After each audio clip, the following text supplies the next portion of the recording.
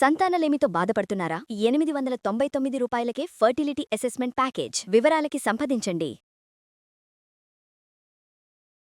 అమ్మ, సంక్రాంతి పండుగ శుభాకాంక్షలమ్మా. అమ్మ జయలక్ష్మి, మీకు అశేష తెలుగు ప్రజలకు అందరికీ కూడా తెలుగువారి పెద్ద పండగ అయిన సంక్రాంతి శుభాకాంక్షలు.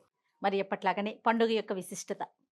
సంక్రాంతి అంటే సంక్రమణము, పొందడం అని అర్థం. సూర్యుడు ఏ రాశిని పొందితే దానికి ఆ సంక్రాంతి అని పేరు. సంవత్సరంలో 12 సంక్రాంతులు ఉంటాయి, కానీ ఒక సంక్రాంతికే చాలా ప్రాధాన్యం. అవును. ఏమిటది?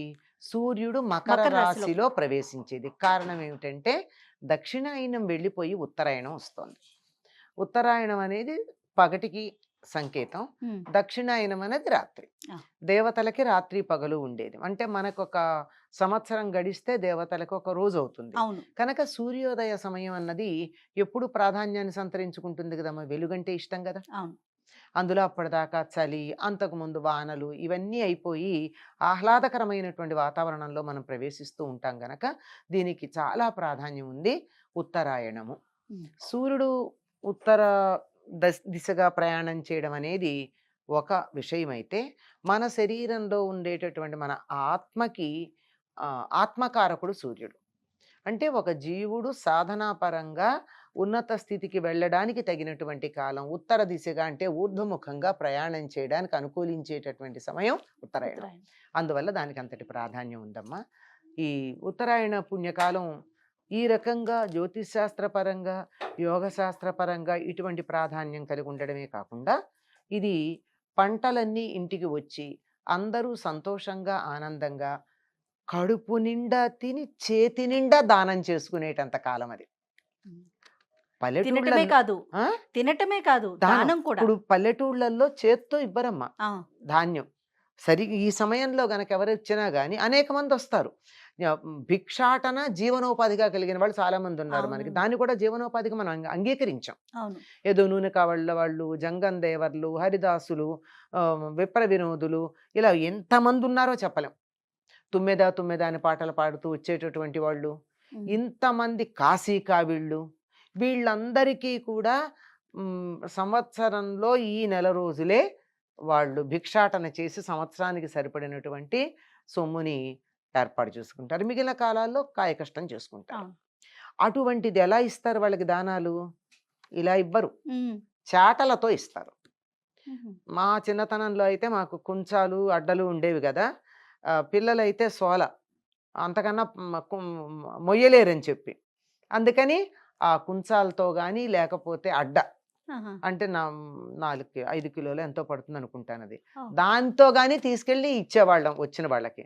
అలా రాసులు రాసులుగా ధాన్యం ఉంటే, పైగా వాళ్ళు నన్ను అడగడానికి కారణం ఉండేది. ఇక్కడ నా చెయ్యి కొంచెం పెద్దది, తొందరగా ఇట్లా తీసి అట్లా వేయడానికి చెయ్యి అరచేయి.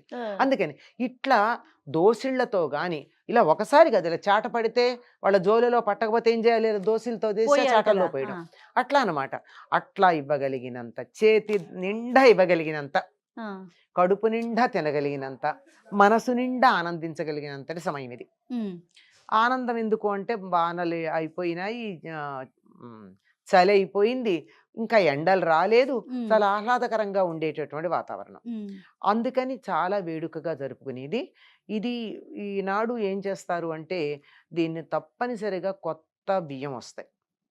కొత్త బియ్యం అప్పుడే ఎక్కువ పశువులు ఈని పాలు బాగా ఉంటాయి, లేగంటి పాలు ఉంటాయి బాగా. లేగంటి పాలతో బాగుంటుంది పరమాన్నం.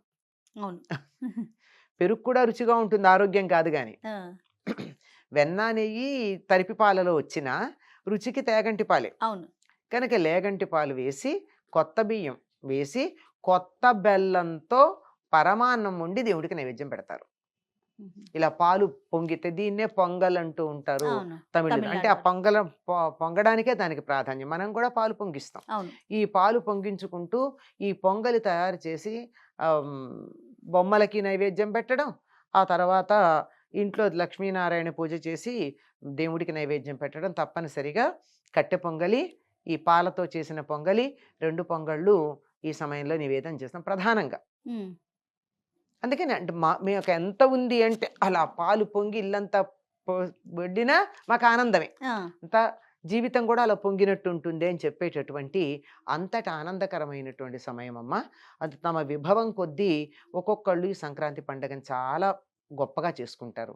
తప్పనిసరిగా తెలుగు ప్రాంతాలలో ఆడపిల్లలందరూ పుట్టిళ్ళకి వస్తారు. అవును. కొత్త కొత్త అల్లుళ్ళు. అల్లుళ్ళు అయితే రాకపోతే అదొక పెద్ద దోషం కింద లెక్క. ఆ. కొత్త అల్లుడు రాలేదా అండి ఆ, అని అదొక పెద్ద ఏదో జరిగింది. ఏదో ఆ, జరిగింది అన్నంతగా ఉంటుంది అనమాట. చాలా పిల్లలు పెద్దవాళ్ళు అయితే కూడా ఆడపిల్లలు తప్పనిసరిగా పుట్టింటికి వస్తారు. పుట్టింటికి వెళ్ళేటటువంటి కాలం. పల్లెటూళ్ళు ఈ మధ్య కాలంలో అంత పట్టణాలకు వలస వెళ్ళిపోయి ఈశ్రోమని ఉంటున్నా సంక్రాంతి సమయానికి మాత్రం పల్లెటూళ్ళు ఇప్పటికి కూడా కళకళ్ళాడుతూనే ఉన్నాయి. అవునవును. ఎందుకంటే పిల్లలందరూ పెడతారు. అవును. ఒక పక్కన పచ్చని చేమంతి పూలు, బంతి పూలు, ఎర్రని మిరప్పళ్ళు, బంగారు రంగులో వరి కోసి ధాన్యపు రాసులు, పచ్చగా ఎక్కడ పడితే అక్కడ చెట్లు చిగిర్చి ఇంకా ఆకులు ఒడిలిపోకుండా ఉన్నటువంటి వాతావరణం, అద్భుతంగా ఉండేటటువంటి వాతావరణం. ఈ వాతావరణానికి అనుకూలంగా ఉండేటటువంటిదే ఈ సంక్రాంతి గనక అందరూ చాలా వేడుకగా జరుపుకుంటారమ్మా ఈ సంక్రాంతి పండుగని. ఈనాడు అలాగే. ప్రధానంగా చేయాల్సినవి కొన్ని ఉన్నాయి. అవునమ్మా. అభ్యంగన స్నానం భోగినాడు చేసేస్తారు. ఉమ్, ఈనాడు పెద్దవాళ్ళు తల మీద నీళ్లు పోసుకుంటారు, తల ఉమ్, స్నానం చేస్తారు. ఉమ్, ఇది ఎందుకు చేస్తారు అంటే ఇది పెద్ద పండగ. ఉమ్, అంటే 4 రోజులు చేసుకునే పండగ. ఉమ్. 4 రోజులు చేసుకునే పండగే కాదు, అంతకుముందు నెల రోజులు చేసిన పండగ. అవును. పెద్ద ఎత్తున చేసే పండగ. అంటే మిగిలిన పండగల కన్నా ఎక్కువగా అంటే చేతిలో డబ్బు ఉన్నప్పుడు పండగ వైభవం ఎక్కువ ఉంటుంది. అవును. అంతగా కొత్త బట్టలు ఇట్లాంటివన్నీను. సంవత్సరంలో మొత్తం అంతా బట్టలు కొనుక్కోని వాళ్ళు కూడా సంక్రాంతికి తప్పనిసరిగా బట్టలు కొత్త బట్టలు కొనుక్కుంటారు, మా కొత్త కొనుక్కుంటారు. బట్టలు. అటువంటి చాలా వైభవంతో చేసుకునే పండగ. అంటే పెద్ద కాలం చేసుకునేది, పెద్ద ఎత్తున చేసుకునేది, వీటన్నిటిని మించి పెద్దల పెద్దల పండగ. పండుగ. అవునమ్మా. దక్షిణాయనం పితృయానం, ఉమ్, ఉత్తరాయణం దేవయానం. ఈ రోజుతో దక్షిణాయనం భోగినాడు పూర్తయిపోయింది. సంక్రాంతితో దేవయానం మొదలవుతూ ఉంది. అందుకని పితృదేవతలు తిరిగి వెడుతూ ఉంటారు కదా, వెళ్ళేటప్పుడు మళ్ళీ క్షేమంగా వెళ్ళమని, అంటే సుఖంగా వెళ్ళి మళ్ళీ వచ్చే ఏడాది వచ్చి తమను అనుగ్రహించమని పితృదేవతలను ఆరాధిస్తారు. ఉమ్, ఉమ్. ఆ పితృదేవతలే పెద్దలుగా మనకు చెప్తూ ఉంటారు. అవును. పెద్దలు పెద్దలు అని చెప్పింది చాలా విషయాల్లో పితృదేవతలకు పితృదేవతలే. సంబంధించింది. పితృదేవతల అనుగ్రహం గనక లేకపోయినట్టయితే అసలు ఈ జీవితంలో ఏ సుఖశాంతులు ఉండవమ్మా. చాలా మంది దేవతలను పూజించాలనుకుంటారు కానీ అంతకన్నా ప్రధానం పితృదేవతలు. అంతే. కనుక వారికి తర్పణాలు ఇస్తారు సంప్రదాయం తెలిసినటువంటి వాళ్ళు. ఈ ఉమ్, సందర్భంలో తర్పణాలు ఇస్తారు, పెద్దలకి తర్పణాలు ఇవ్వడం. ఆ తరువాత ఆనాడు గారెలు వండడం, అది కూడా పితృదేవతలకు సంబంధించింది. పైగా దానాలు చేస్తారు. ఉమ్. పితృదేవతలకు ఆ. సంబంధించినటువంటిది దానాలన్నీ వస్త్రదానం, నువ్వుల దానం. ఉమ్, ఉమ్. ఈ నువ్వుల దానం చాలామంది ఒక ఈ నువ్వుల దానం పట్టేటటువంటి బ్రాహ్మణులు ఉంటే వాళ్ళు ఇస్తారు. అలా లేకపోయినా చేసే పద్ధతి ఒకటి మనకి మహారాష్ట్ర ప్రాంతం నుంచి ఉంది. ఉమ్. ఏమిటంటే నువ్వులతో రకరకాలైనటువంటి తీపి పదార్థాలు చేసి అందరికీ పంచుతారు. పంచుతారు. ఆ, మీకు తెలుసు కదా, ఆ తిల్లని ఇప్పుడు మనకి అవును. తెల్లని ఒకటి దొరుకుతాయి పంచదారతో ఉండేది, అవును. తిల్లే దాని పేరు. అవి దాంట్లో లోపల ప్రధానంగా ఉండేది ఈ నువ్వులు ఆ, రుబ్బి చేస్తారో ఏదో మొత్తానికి. అవును. అది నువ్వుతో చేసినటువంటి నువ్వుండలు, తర్వాత అరిసెల మీద కూడా నువ్వులు నువ్వులు వదుతాం. అద్ది, ఇలాంటివన్నీ నువ్వులు ప్రధానంగా ఉండేటట్టుగా వాడతారు. ఉమ్, దీనికి కూడా కారణం ఏమిటంటే మకర రాశికి సంబంధించినటువంటి వాడు శనిని తృప్తిపరచాలి అంటే నువ్వులు తినడము, నువ్వులు దానం చేయడం ప్రధానమని జ్యోతిష్ శాస్త్రపరంగా దీనికి సమన్వయం చెప్పుకుంటారు. ఓకే. సంప్రదాయాన్ని అనుసరించి పెద్దలకి మరి నువ్వుల ద్వారానే పెడుతుంది. ఆహా. మిగిలిన ఏ ధాన్యాల ద్వారా ఇవ్వరు కదా, నువ్వులు నీళ్లే కదా వాళ్ళకి వదిలేది. అవునవును. అందుకని నువ్వులు అలా తర్పణాలు ఇచ్చేటప్పుడు వదిలితే వదులుతారు. అలా అందరూ మీరు నేను చేయం కదా పని, ఉమ్, ఆడవాళ్ళు చెయ్యరు చాలా మంది. అవునవును. అందువల్ల వీళ్ళందరికీ చేయడానికి దానికి అనువుగా ఈ తీపి పదార్థాల్లో వాటిల్లో ఇచ్చుకోవడం అన్నది ప్రధానంగా మనకు కనపడుతుంది. అన్ని దానాల్లో కన్నా కూడా ఈ నువ్వులకి సంబంధించిందే కాక వస్త్రదానం ఒకటి చేస్తారు. ప్రధానమైనటువంటిది కూష్మాండ దానం. ఉమ్, గుమ్మడికాయ. గుమ్మడికాయ. గుమ్మడికాయ భూదేవికి సంకేతం. భూమికి ఎలా ఉంటాయి పర్వములు అంటారు, ఇట్లా తొనలుగా ఉంటుంది కదా మంచి అవునవును. గుమ్మడికాయ. భూమి కూడా అలాగే ఉంటుంది. మనకి మామూలుగా అయితే గుండ్రగా కనపడుతుంది కానీ లెక్క ప్రకారం భూమిని మన వాళ్ళు ఖండాలుగా మనం అనుకున్న ఈ ఖండాలు కాదు. ఆ, ఆ. అలా లెక్క వేసినప్పుడు ఇలా తొనలు తొనలుగానే ఉంటుందిట. అలా భూమికి పూర్తిగా సంకేతంగా ఉంటుంది గనక ఈనాడు ఆమ్, ఒక కూష్మాండ దానం గనక చేసినట్టయితే భూగోళం అంతా దానం చేసినంత ఫలితం ఉంటుందిట. ఓ. ఎందుకు?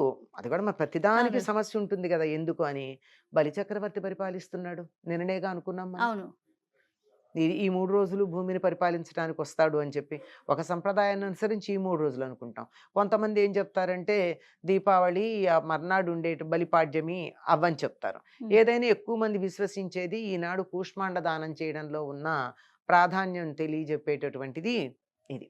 ఉమ్, కూష్మాండ దానం తప్పనిసరిగా చేయాలని చెప్తారు. ఇంకా ఎవరన్నా భోగిపళ్ళు ముందు రోజు పోసుకోకపోతే ఈనాడు రోజు. పోసుకుంటారు. ఆహా. ఓకే.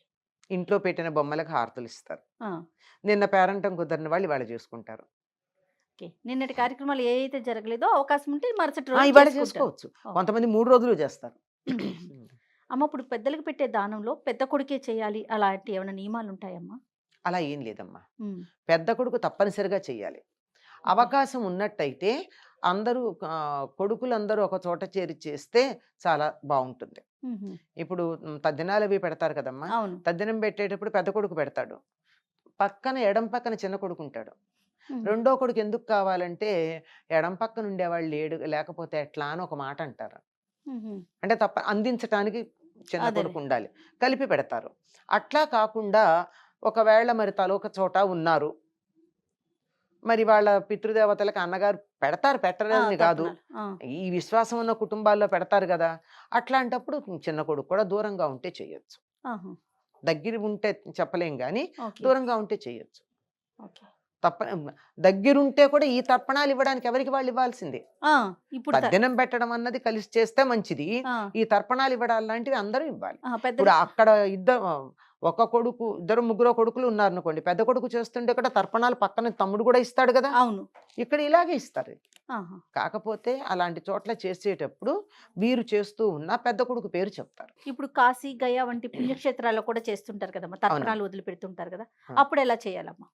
తర్పణాలు ఎవరికి వాళ్ళు ఇస్తారమ్మా. ఉమ్. పిండ ప్రదానం చేసేటప్పుడు చేసేటప్పుడు? మాత్రం ఆ. ఆ పెద్ద కొడుకు పేరు చెప్పి వీళ్ళందరూ వాళ్ళ వెనకాల వీళ్ళు ఉంటారు, ఆయన ఆహా. పేరు కూడా చెప్పాలి. ఓకే. అంతే. ఏదేమైనా సంక్రాంతి పండుగ రోజు మనం పెద్దలని స్మరించుకొని వాళ్ళకి స్మరించుకోవాలమ్మా, తప్పనిసరిగా ఇది పెద్దల పండుగ. ఆ. వాళ్ళు మళ్ళీ మనం అనుగ్రహించాలంటే వాళ్ళు తృప్తిగా ఉండాలి కదా. అవును. ఉమ్. ఇంకొకసారి సంక్రాంతి శుభాకాంక్షలు అమ్మా, అమ్మా. మీకు అందరికీ కూడా సంక్రాంతి శుభాకాంక్షలు. ఈ సంక్రాంతి దివ్య సంక్రాంతి కావాలని కోరుకుందాం. సంతోషం.